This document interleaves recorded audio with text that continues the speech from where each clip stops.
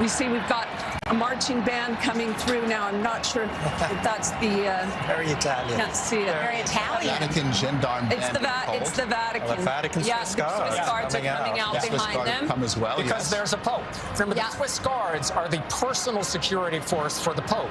Yeah. So the fact that the Swiss Guards are now processing out means, once again, the Church has a Pope for the first time since the 21st of April. And there is someone for them to defend. And as Chris was saying earlier, when he does come out on the balcony, we will have an immediate impression by the way he is dressed and by the way he addresses the crowd. You remember that Pope Francis came out and said, brothers and sisters, good evening. And that impressed everybody because it was such informal language compared to what popes usually do. So we'll have an automatic impression, whoever he is. Everything they say, do, and wear will, in fact, have meaning and will be parsed as such, right? Absolutely. What is going on right now inside the Sistine Chapel? Okay, we've got the Room of Tears. We've got the vestments being put on. Do the cardinals get up and walk out? What is their next step? Are they looking to decompress? How does this work going forward? Just one word on that Room of Tears. Again, there's a little joke about John the 23rd. When he went into that room, he was a man of a large stature. And he looked at himself in the mirror and said, this man's not going to look good on TV. So, there may be some of that going on at the moment. But then, very importantly, each cardinal goes to the new Pope and pledges obedience and respect. It's a moving moment because there was a runner-up, we can say. And it's a very touching moment, I think, too, that going back to what Delia was saying, there are divisions, absolutely, but the main work of this new Pope is to bring unity to the Church. And because they voted so quickly, likely in 4 votes, that's a sign the cardinals agree on that, correct? That's really important. That's really important. I think the last thing this group of cardinals wanted to do was appear divided, particularly because of what Delia was talking about. They are well aware that a part of the Francis legacy was a sort of deepening of the divisions inside the Catholic Church, and that there is a need for unity. And so they wanted to very quickly rally around this new figure to present him not as the head of a faction in the Church, but as the head of the entire Church. Sean, what do you think job one is for the new Pope? First thing on the agenda should be, or will likely be? Well, we always say that the fundamental job of a pope is to confirm the brothers and sisters in the faith. That is, to give them a sense of hope that this faith has life, that there is fire under the ashes, so to speak. And that's why we're saying that these first moments on the balcony are so absolutely critical, because it sets a tone. And if the Pope comes out, which I am quite confident he will, and is warm and joyful himself, because this is a crowd that desperately wants to fall in love with this man. Okay? So there is very little he actually has to do to win them over. And I'm sure he will do it. And speaking of that crowd, Tony DeCopel is down in the square. Tony? Nora, thank you for coming back to me. I've got so much more to say. It's been a beautiful experience. It's hard to fight back tears. Each and every person here is feeling something, and it is an ocean of emotions. I said earlier that so many different branches of the Christian, all Christians in a real sense, not the branch of the Church, but the original trunk. And that's what I mean by that universality. And people who find themselves here by chance, they really feel it is a gift.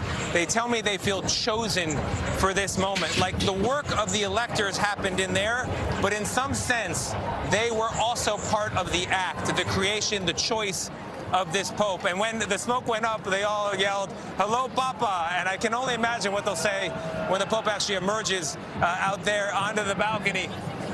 Another matter here is there are, of course, flags that people are waving, but there are also items that they want blessed. There are rosemaries, there are a crucifix, there are backpacks and T-shirts and tokens from their lives that are important for some reason. There was even a woman from Pittsburgh who had, if you're a Pittsburgh Steelers fan, the terrible towel, the yellow towel they wave at football games. She held that up and wanted a picture in front of the church. People come from all over for so many different reasons, but they all get the same thing, which is a truly magical moment in the deep streams of time and history, and it is just so beautiful. Tony DeCopel, thank you so Father much. Figueroa, is this a time for a rosary? Just asking. I think many rosaries have been said in these days. In this moment right now? Absolutely. We've been praying for a good successor to Francis. And I believe we were just talking about Our Lady Untie Her of Knots. Yes. Is that true, Nora? Yes. A great devotion of Pope Francis, and Our Lady has untied this knot for us. Yes. And our Chris Lipsey is inside, was inside the St. Peter's Basilica today.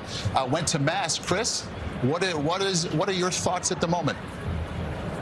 Well, I was inside the Church of St. Mary Major. That is a papal basilica, and it happens to be where Pope Francis was buried. And what's significant about it is there was a traditional Latin Mass that took place there. This was somewhat controversial because Pope Francis was actually quite restrictive of the Latin Mass during his papacy, and it was standing room only. And this was a lot of people who told me that while the church is now celebrating and with celebrating the incoming Pope, there are a lot of people in the Catholic Church who are also looking at this moment with trepidation and who will step out on that balcony. For them, traditionalists, more conservative members of the church, if they see somebody who's more closely aligned with Francis, they might be nervous about that for a variety of reasons. I mean, just picture it. There was this Latin Mass that proceeded right in front of the tomb of Pope Francis. No more visual or stronger symbol can I think of to show that there are people in the church who didn't always fall in line with his opinions, with his role as the Pope. For instance, when he commented on priests blessing gay unions and then backtracked on that, for instance, when he spoke to you, Nora, in that historic interview and said, well, I was just blessing the individuals in that union. A lot of Catholics felt confused and felt that with all of Pope Francis's many strengths, clarity was not one of them. Just days ago, I interviewed Cardinal Gerhard Müller, a sort of hero of the conservative wing of the Catholic Church. And he said what he wants to see, the person who steps out on that balcony, is somebody who can restore clarity to the Catholic Church. Just... All right. Chris Lipsey, thank you so much. And what you are seeing now is the Swiss Guard, as well as the Vatican band down there below. And what we should note also is that 3 popes in a row now have been elected on the second day of the conclave. A remarkable set of events, meaning, of course, these cardinals move much more quickly than they have in the past, which is a sign for the Catholic Church. Want to go to Seth Doan. He is down in St. Peter's Square. And Seth, you must be seeing firsthand the crowds that are just streaming into the square to witness this moment, to see for themselves who the new Holy Father is. You're absolutely right, Nora. I just want to give you a sense of what it's like to be here right now.